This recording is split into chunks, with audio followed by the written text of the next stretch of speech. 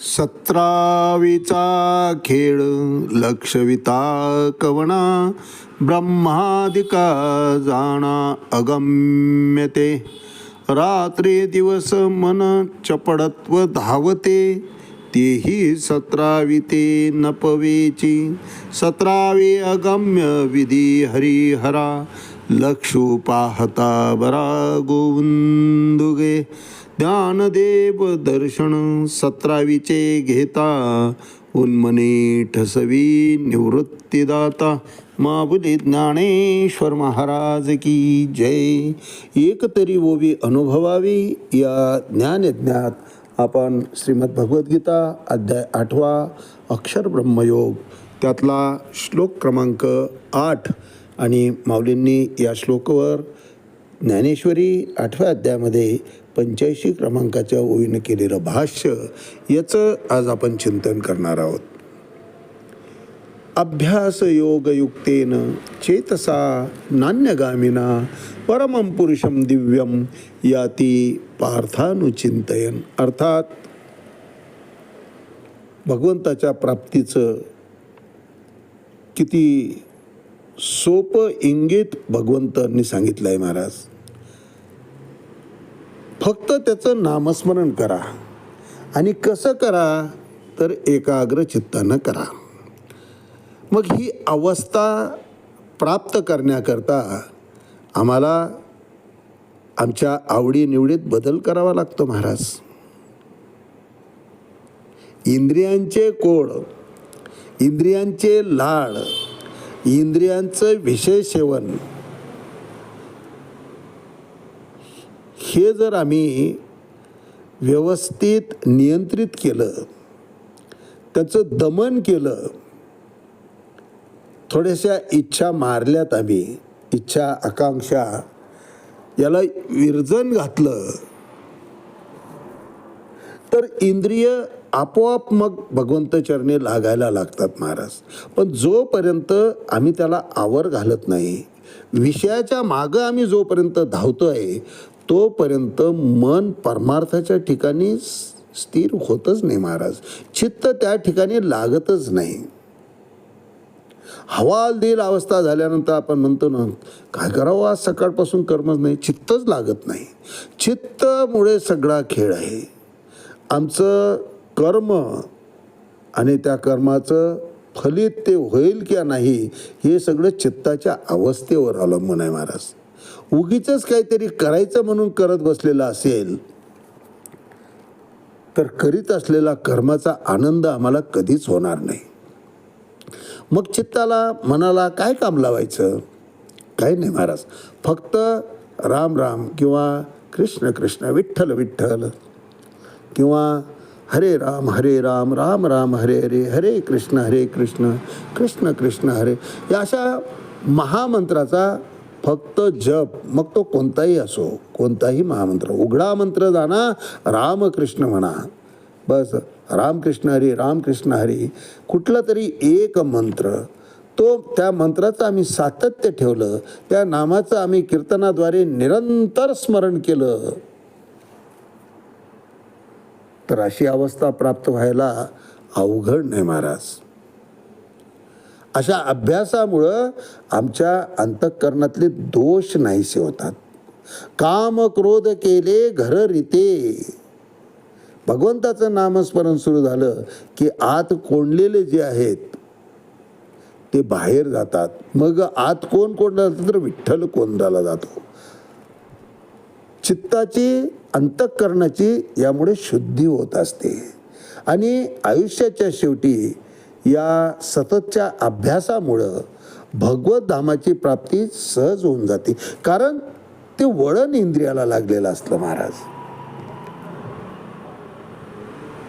आहाराच्या बाबतीतच तुम्ही घ्या. भूक लागणं निसर्गाचा नियम आहे महाराज. परंतु भुकेपेक्षा 2 घास कमी खावं हे मान्य करायला आम्ही तयार नसतो. परंतु एकदा जर ती सवय लागली तर आपोआपच आपलं शरीर आपल्याला हलकं वाटायला लागतं.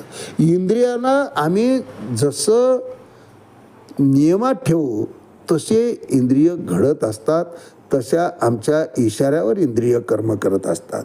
पण ते जर सैर सुटले, त्याचं दमन करण्याच्या भानगडीतच पडलो नाही, गोड आवडतंय खात सुटला, दिसली मिठाई की खाल्लं, दिसली मिठाई की होतो साखऱ्या रोग, मग सगळंच वर्ज.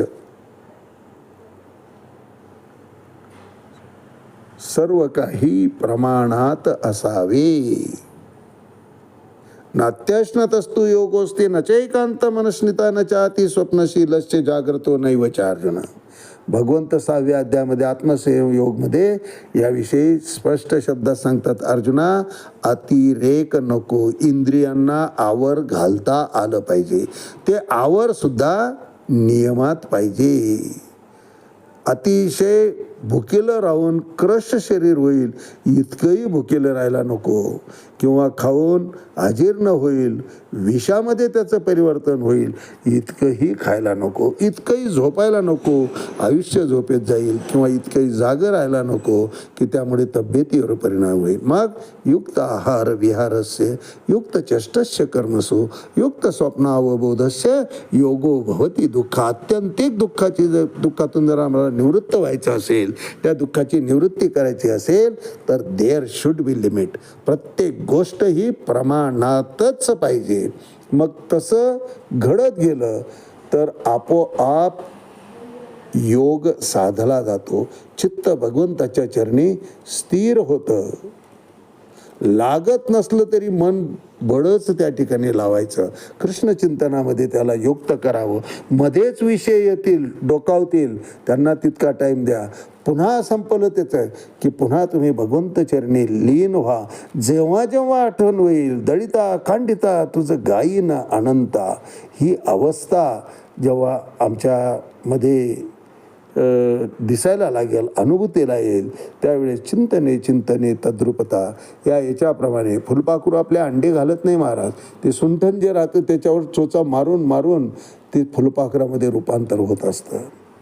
म्हणून चिंतन हे उत्तम उदाहरण आहे या फुलपाखराचं. चिंतने तद्रुपता. तुका म्हणे त्याच्या नावे तोची होई जे स्वभावी. फक्त त्याचं नाव तर घ्या, नावात सातत्य राहिलं की तुम्ही भगवंत होऊन जाल. राम म्हणता रामची होई जे पदी बैसोनी पदवी घेईजे. ऐशे सुखवचने आहे विश्वासे अनुभवे पावे. अनुभव तर घेऊन बघा की त्या नामामध्ये तितका गोडवा आहे की नाही, तितक्या योग्यतेला आम्हाला पोचता येते की नाही. फक्त नाव घ्या. तुका म्हणे त्याच्या नावे तोची होई जे स्वभावे. यावर भाष्य करताना माऊली ज्ञानेश्वरी 8वा अध्याय 85 क्रमांकाच्या वेळी म्हणतात, ना ते समुद्रची होनी ठेले तेवी चित्ताचे चैतन्य जाहले जेथ याता यात निमाले घनानंद जे.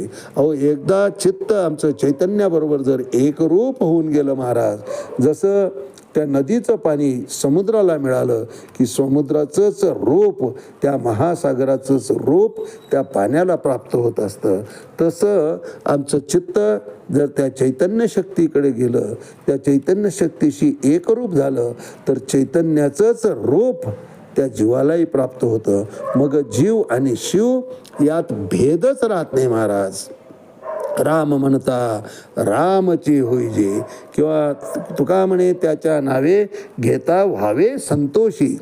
आनंद मिळत असतो, समाधानच मिळत राहतो. तुका म्हणे त्याच्या नावे तोची होई जे स्वभावे. तोच तुम्ही होऊन बसतात. अहम ब्रह्मास्मी हा अनुभूतीचा ढेकर आल्याशिवाय राहत नाही महाराज. फक्त चित्त त्या चैतन्याच्या ठिकाणी एकरूप व्हायला पाहिजे. म्हणून माऊली वर्णन करतात, भगवंत अर्जुनाला सांगतायत, ना ते समुद्रची होनी ठेले तेवी चित्ताचे चैतन्य जाहले जेथ याता यात निमाले घनानंद जे. म्हणजेच समुद्रात मिळाल्यावर समुद्राचंच रूप होऊन राहतं, समुद्रच होऊन राहतो. त्याप्रमाणे चित्त हे चैतन्य स्वरूप झालं म्हणजे जन्म मरणाच्या यातायाती त्याच्या वाट्याला राहत नाहीत. जन्म मृत्यूतून तो मुक्त होतो. तोच मोक्ष आहे महाराज. सहजच सद्विचार, सत्संग, सत्वगुण याच्यामध्ये वाढ होऊन तो परमार्थाच्या दिशेनं सुसाट त्याची गाडी निघते महाराज. म्हणून ते चैतन्याशी नित्य एकरूप होऊन गेल्या म्हणजे निरातिशय आनंद त्याच्या वाट्याला येतो. प्रत्येक क्षण सुख आणि समाधानाचाच जातो. असो ऐसा कोठे आठवची नाही, देहीची विदेही भोगच. विदेही अवस्थेमध्ये राहतो, त्यामुळं काय चाललं आहे याच्याशी त्याची एकरूपता कधीच होत नाही. इतर विषयांशी तो समरस होत नाही.